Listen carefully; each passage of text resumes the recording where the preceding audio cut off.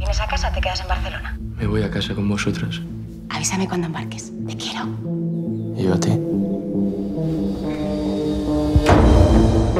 ¿Qué es lo primero que recuerda? Cuando desperté, empezó la pesadilla.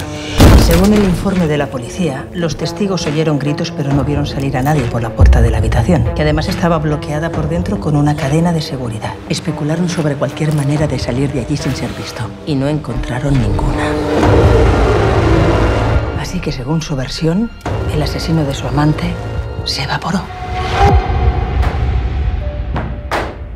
Es la mejor preparadora de testigos que existe. Ha aceptado que tú seas su último caso y te aseguro que no piensa perderlo. Empecemos por el principio. Laura y yo llevábamos unos meses viéndonos. Alguien que lo descubrió nos hacía chantaje. En su declaración hay laguna, señor Doria. He dicho la verdad. Tenemos 180 minutos para volver a empezar.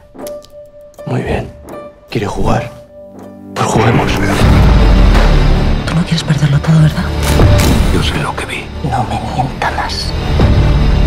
Es una trampa. Esa mujer ocultaba algo. Y usted también. Nadie ha visto nada. Nadie sabe nada.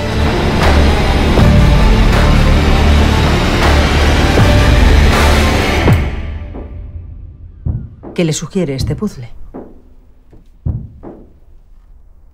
¿Qué le sugiere a usted?